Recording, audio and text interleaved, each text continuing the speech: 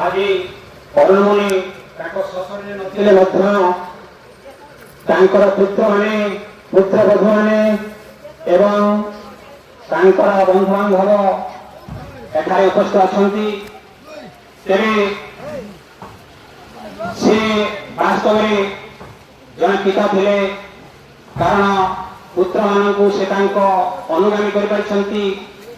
ସେ ଯେହେତୁ ମୁନି ଦୀକ୍ଷାରେ ଦୀକ୍ଷିତ ହୋଇଥିଲେ, ତେଣୁ ତାଙ୍କର ପରିବାରକୁ ମଧ୍ୟ ସେହି ଲାଇନରେ ନେଇଛନ୍ତି। ତେଣୁ ମୁଁ ତାଙ୍କୁ ଅନେକ ଧନ୍ୟବାଦ ଦେବି।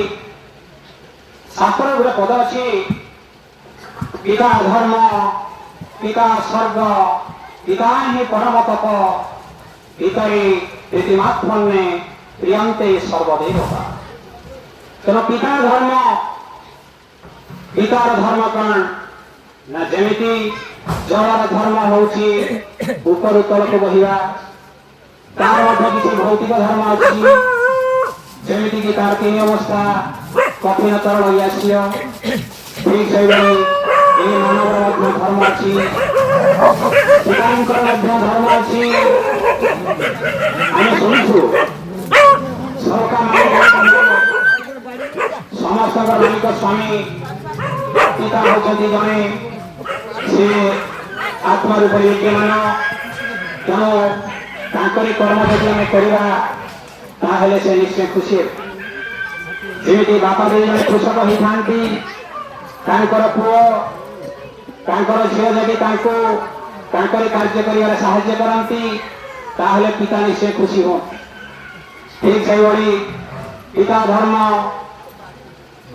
ଆତ୍ମିକ ମାର୍ଗରେ ଯଦି ଆମେ ଗତି କରିବୁ, ପ୍ରତ୍ୟେକ ଦିନ ଯଦି ଯୋଗ ସାଧନ କରିବୁ, ଚକ୍ର ଭେଦନ କରିବୁ, ଧ୍ୟାନସ୍ଥ ହେବୁ, ତାହେଲେ ସେଇଟା ହେବ ଆମ ପିତାଙ୍କର ଧର୍ମ ପାଳନ।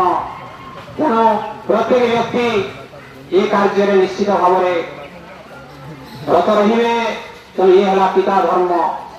ପୁଣି ପିତା ସ୍ୱର୍ଗ, ପିତା କୋଉଠି ଅଛନ୍ତି ନା ସ୍ୱର୍ଗରେ ଅଛନ୍ତି। ସ୍ୱର୍ଗ କେଇଟି ନା ସ୍ୱର୍ଗ यहाँ है, ମର୍ତ୍ତ୍ୟ यहाँ है। ଏଇଠି ସ୍ୱର୍ଗ ଏଇଠି ମର୍ତ୍ତ୍ୟ। ତେଣୁ ଯଦି ଆମେ ଆମ ଘରକୁ ଆମ ଶରୀରକୁ ଠିକ ଭାବରେ ରଖିପାରିବୁ, ଠିକ ଭାବରେ ସଜାଡ଼ି ରଖିପାରିବୁ, ଏଇ ହବ ଆମର ସ୍ୱର୍ଗ।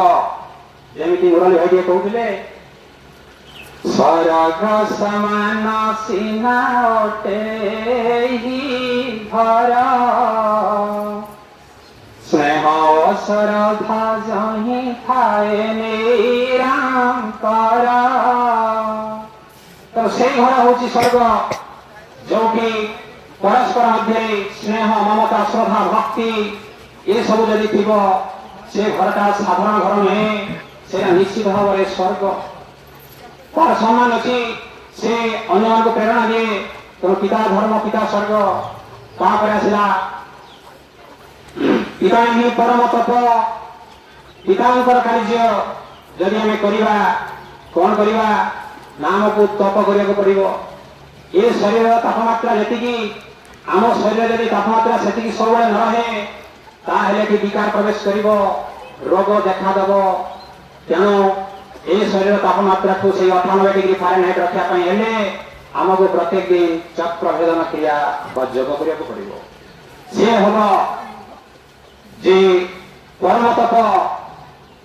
ତାପରେ ପିତରି ପ୍ରୀତିମାତ୍ମନ୍ନେ, ପିତାଙ୍କର କାର୍ଯ୍ୟରେ ପିତାଙ୍କ ପ୍ରତି ଯଦି ଆମେ ଠିକ ଭାବରେ ସମ୍ମାନ ଦେଉଥିବୁ, ତାଙ୍କରି କାର୍ଯ୍ୟ କରୁଥିବୁ, ତାଙ୍କ କଥା ମାନିକି ଚାଲୁଥିବୁ, ସେ ଯେଉଁ ଆମକୁ ଆଶୀଷ ଦେବେ, ଆଶୀର୍ବାଦ କରିବେ, ସେତିକିରେ କଣ ହେବ ନା ଆମର ତଥାକଥିତ ଦେବ ଦେବତା ମାନେ ସମସ୍ତେ ପ୍ରସନ୍ନ ହେବେ, ସମସ୍ତେ ଖୁସି ହେବେ। ସେଥିପାଇଁ କୁହାଯାଇଛି ପିତରି ପ୍ରୀତିମାତ୍ମନ୍ନେ ପ୍ରିୟନ୍ତେ ସର୍ବଦେବତା। ଯେତେ ଦେବତା ଦୁନିଆରେ ଅଛନ୍ତି, ଆମର କୁହାଯାଏ ଯେ ଗୁରୁ ବ୍ରାହ୍ମଣ ପିତା ମାତା ये सब ही ଆମର ଦେବତା।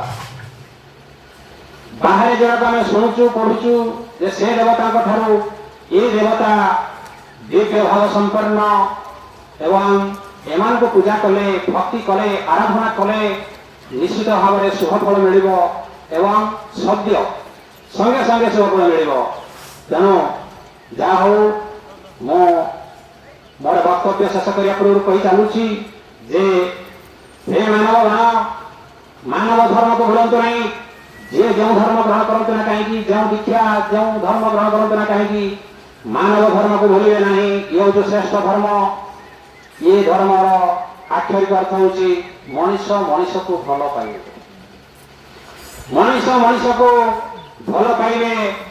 ଯେଭଳି ରୂପରେ ସାନକୁ ଆମେ ଲଘୁଜନ ହିସାବରେ ଶ୍ରଦ୍ଧା କରିବା, ଗୁରୁଜନଙ୍କୁ ଭକ୍ତି କରିବା, ଅନ୍ୟର କଥାକୁ ଢେକେଇ ଦେବାନି, ଏଡ଼େଇ ଦେବାନି, ବୁଝି ବିଚାରିକି ଟିକେ କଥାର ଗ୍ରହଣ କରିବା।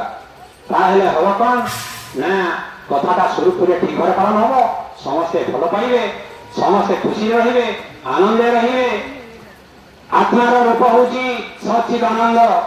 ତେଣୁ ସେଇ ଆନନ୍ଦ ସ୍ୱରୂପ ଆମେ ରହିଲେ, ଆମେ ମନକୁ ଟିକେ ଖୁସି ରଖିଲେ, ଆନନ୍ଦ ରଖିଲେ, କାହାକୁ ଦେଖି ଟିକେ ଅଳ୍ପ ହସି ଦେଲେ, ସେଇଟା ହବ ଆମର ଅନ୍ୟମାନଙ୍କ ପ୍ରତି ଶ୍ରଦ୍ଧା।